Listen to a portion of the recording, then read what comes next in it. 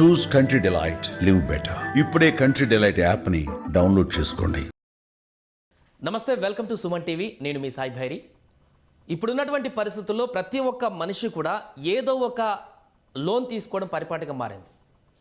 అది కార్ లోనా, వెహికల్ లోనా, లేకుంటే హోమ్ లోనా, లేకుంటే పర్సనల్ లోనా, ఏదైనా కానీ అవసరాన్ని బట్టి ప్రతి ఒక్కరు కూడా బ్యాంకింగ్లో ఏదో రకమైనటువంటి లోన్ తీసుకొని నెల నెల ఈఎంఐలు కడుతున్నటువంటి పరిస్థితి. అసలు లోన్లలో ఏది బెస్ట్ లోన్లు తీసుకోవడం వల్ల జరిగేటువంటి పరిణామాలు ఏంటి, దానివల్ల మనకు లోన్లు తీసుకున్నటువంటి వ్యక్తులకు ఎంత లాభం ఉంటుంది, ఎలాంటి నష్టాలు ఉంటాయి, దీనికి సంబంధించి పూర్తి వివరాలు కూడా తెలుసుకునేటువంటి ప్రయత్నం చేద్దాం. మనతో పాటు బ్యాంకింగ్ ఎక్స్పర్ట్ రాంబాబు గారు జాయిన్ అవుతున్నారు. సార్ నమస్తే. సార్ నమస్కారం. సార్, చాలామంది లోన్స్కి అడిక్ట్ అవుతున్నారు. అంటే అవసరాలను బట్టి బయట అంతకుముందు అప్పులు తీసుకునేది వేరే వాళ్ళ దగ్గర, వ్యాపారుల దగ్గర ఎక్కువ ఇంట్రెస్ట్కి. ఇప్పుడు డైరెక్ట్ బ్యాంకులో ఇస్తున్నాయి కాబట్టి, అందరికి అకౌంట్లు కూడా ఉన్నాయి కాబట్టి లోన్లు తీసుకుంటున్నారు. సో పర్సనల్ లోన్ కానీ, వెహికల్ లోన్ కానీ, హోమ్ లోన్ కానీ, ఏ లోన్ ఎలా ఉంటుంది సార్? ఎంత ఇంట్రెస్ట్ ఛార్జ్ చేస్తారు? జనరల్గా ఎందుకు ఇంత ఎక్కువగా లోన్స్కి ప్రతి ఒక్క వ్యక్తి ఇంట్రెస్ట్ చూపడానికి ప్రధాన కారణం ఏంటంటారు? ఇప్పుడు రుణాలు తీసుకోవటం అనేటటువంటిది దేశంలో ఉండే 140 కోట్ల మంది ప్రజలకి ఒకే రకమైనటువంటి ఎకనామికల్ కండిషన్స్ లేవు. సో తారతమ్యాలు చాలా ఎక్కువగా ఉంటాయి. ఒక ముఖేష్ అంబానీనో లేకపోతే ఒక ధీరుభాయ్ అంబానీ సంబంధించిన వాళ్ళు, ఆ గౌతమ్ అదానీ, వీళ్ళని లిస్టులో పెట్టుకోవడం కాకుండా ఒక ఆర్డినరీ వ్యక్తి తన స్థాయికి తగ్గట్టుగా రుణాలని ఆశించటం అనేటటువంటిది తప్పనిసరిగా ఆలోచించాల్సిన అవసరం. ఎందుకు చెప్తున్నానంటే, బ్యాంకింగ్ రంగంలో డిపాజిట్స్ వసూలు చేసిన తర్వాత, డిపాజిట్స్ మొబిలైజ్ చేసిన తర్వాత ఆ డిపాజిట్లనే రుణాల రూపంలో మళ్ళించి తిరిగి వాటిని రికవర్ చేసి మళ్ళీ డిపాజిట్కి పే చేయాలి. అందుకని చట్టరీత్యా అనేక రకాలైనటువంటి ప్రొటెక్షన్స్ బ్యాంకింగ్ రంగానికి ఉన్నాయి. ఎందుకని వీళ్ళు ఇచ్చేటటువంటి రుణాలు ఇచ్చిన తర్వాత వీళ్ళు తీసుకునేటటువంటి డాక్యుమెంట్స్ ఏవైతే ఉన్నాయో, ఆ డాక్యుమెంట్స్ లో తీసుకున్నటువంటి టైటిల్, అంటే తీసుకున్నటువంటి వస్తువు ఏదైతే ఉందో ఆ వస్తువు టైటిల్ కంప్లీట్ గా బ్యాంకింగ్ ట్రాన్స్ఫర్ అవుతుంది. అంటే ఫర్ ఎగ్జాంపుల్, మీరు ఒక కారు తీసుకున్నారు, కారుకి సంబంధించినటువంటి రుణాలు, వడ్డీలు పక్కన పెడతాం. ఆ కారు ఎప్పుడైతే మీరు రుణం తీసుకున్నారో ఇది మొత్తం బ్యాంక్ కి మార్టిగేజ్ చేసేస్తారు కార్ని. అంటే ఎప్పుడైనా సరే కార్ని కనుక సీజ్ చేయాలంటే బ్యాంక్ కి 1 గంట సేపు సమయం చాలు. అంటే లైసెన్స్ అంతా వాళ్ళ దగ్గర ఉంటుంది, మనం వాడుతూ ఉంటాం. కంప్లీట్ గా ఒరిజినల్ పేపర్స్, సి బుక్లు ఇవన్నీ కంప్లీట్ గా వాళ్ళ దగ్గరే ఉంటాయి. అందుకని ఎప్పుడైతే మనం రుణం తీసుకుంటున్నామో మనం పేమెంట్ చేయగలిగినటువంటి పరిస్థితుల్లో మాత్రమే అంత మేరకే మనం ఆగాలి. ఇప్పుడు నా జీతం 2 లక్షల రూపాయలు ఉన్నా కూడా నేను 20 లక్షల రూపాయల వెహికల్కి వెళ్లాల్సినటువంటి అవసరం లేదు.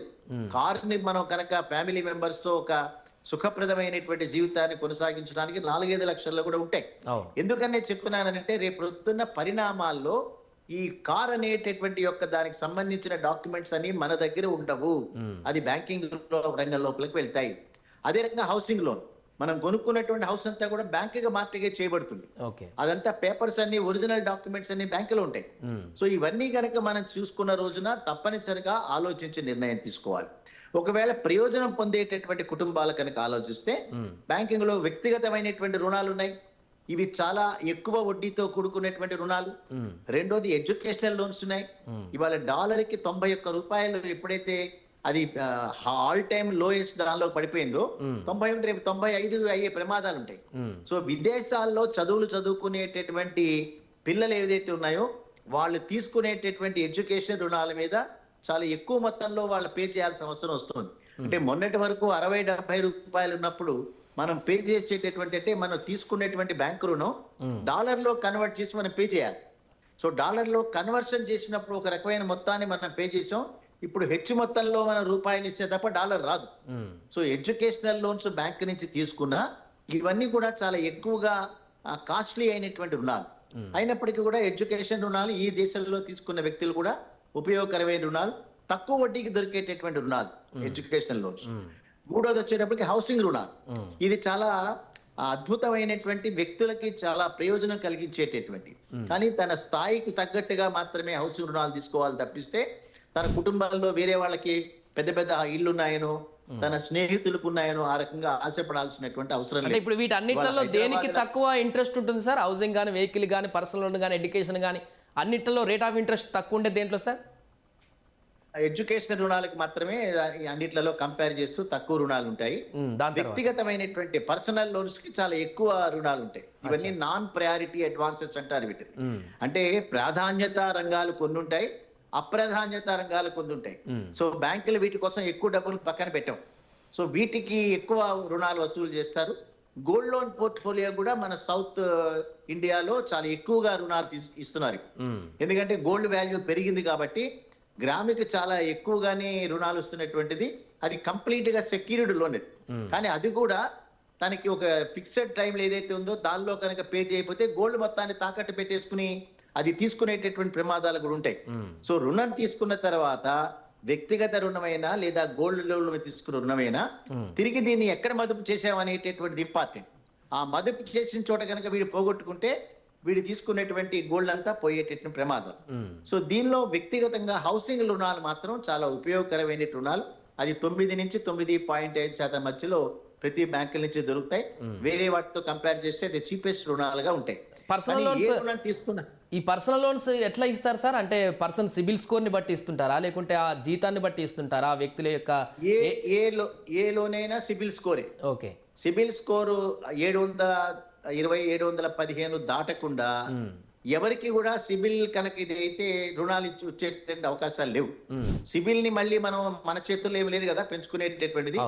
సో అందుకే ఒక రుణం కనుక మనం ఒక financial institution, not only banks, even ఎన్బిఎఫ్సిలో మన రుణం తీసుకున్నా, ప్రైవేట్ బ్యాంకుల్లో రుణం తీసుకున్నా కూడా ఆ రుణం పేమెంట్ చేసేటటువంటి పరిస్థితుల్లో కనుక మనం అజాగ్రత్తగా ఉండి డిఫాల్టర్స్ గా ఉంటే మనకి మళ్ళీ ఏ బ్యాంకులో కూడా లోన్ లభించేటటువంటి అవకాశాలు కల్లా. అందుకని ఎవరికైనా గ్యారంటీ నిలబెట్టేప్పుడు కూడా సో లోన్ రీపే చేయడం అంటే బారోవర్ గానే ఉండాల్సిన అవసరం లేదు. మీరు తీసుకున్నటువంటి లోన్ కు ఒక గ్యారంటర్ గా నేను నిలబడినప్పుడు, మీరు డిఫాల్టర్ గా అయినప్పుడు గ్యారంటర్ గా నా సిబిల్ స్కోర్ కూడా కింద పడుతుంది. సో అప్పుడు నాకు రుణం దొరికేటటువంటి అవకాశం ఉండదు.